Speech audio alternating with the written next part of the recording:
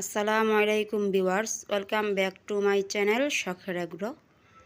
আমার সকাল সকাল নতুন একটি ভিডিওতে আপনাদের সাথে স্বাগতম জানাচ্ছি। তো আমার সকালটা যেভাবে শুরু হয় সেটাই আজকে আপনাদের সাথে শেয়ার করব। তো ভোরবেলা আমি সকাল সকালই মুরগিগুলোকে ছেড়ে দিলাম। প্রথমে আমি এই বাচ্চাগুলোকে ছেড়ে খাবার দিয়েছি, কেননা সবগুলোকে একসাথে ছাড়লে ঠোকরাঠুকরি করে, এইটা ওটাকে খেতে দেয় না, ওইটাকে খেতে দেয় না, এরকম করে আর কি সমস্যা হয়। এর কারণে আমি একটা একটা করে ব্যাচ করে ছাড়ি আর কি। প্রথমে আমি বাচ্চাগুলোকে ছাড়লাম, এই বাচ্চাগুলোর খাওয়া শেষ হলে তারপরে আমি আরও বাকি মুরগিগুলোকে ছেড়ে দেব।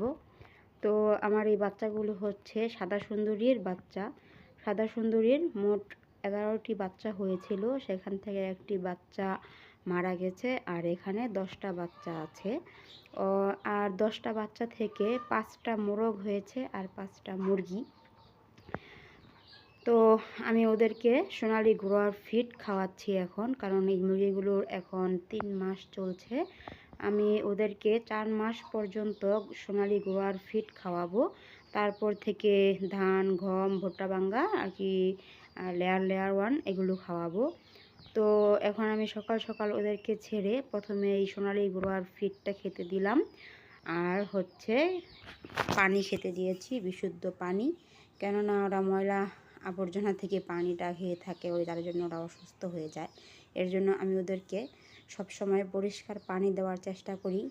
তো পরিষ্কার পানি দিলে কি হবে, এই পানি রেখে ওরা ওই যেখানে নাকি ময়লা পানি সেখানে গিয়ে আর কি পানি খায়। তারপরও আমি দিয়ে রাখি যাতে এই পানিগুলো খেয়ে ওরা সুস্থ থাকে। তো এগুলোর খাওয়া হয়ে গেলে আমি তারপর আমার আরও যে মুরগি এবং মোরগ আছে ওইগুলোকে ছেড়ে দেব। তো দেখতে পাচ্ছেন যে কিছু কিছু বাচ্চা খাচ্ছে, আবার কিছু কিছু দৌড়ে অন্যদিকে চলে গেছে। তো এই যে আমার পেয়ারা গাছে পেয়ারা ধরেছে, সেটাও আপনাদেরকে ভিডিওতে দেখিয়ে দিলাম। তো ছেড়ে মুরগি পালন করার খুব সুন্দর একটা পরিবেশ আমার এখানে আছে, এর জন্য আমি ছেড়ে মুরগিগুলো পালন করছি শখের বশে। তো এখন আমি খোয়ারের ভিতরে যে মুরগিগুলো রেখেছি সেগুলোকে ছেড়ে দিলাম।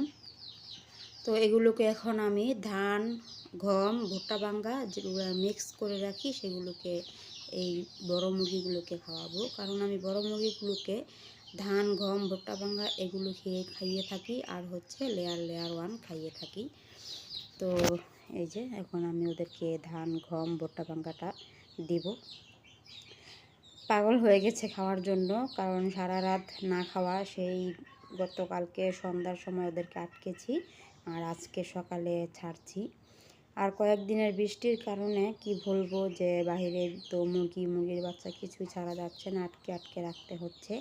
তো আটকে থাকতে চায় না, ওরা ছাড়া থাকতেই পছন্দ করে। আমি আমার বাহিরে এরকম জায়গাতে ছেড়ে ওদেরকে আমি পালন করি, আর বৃষ্টি হলে যেমন আটকে রাখি। তো এই দেখতে পাচ্ছেন মোরগ এবং বড় মুরগিগুলো একসাথে খাবার খাচ্ছে।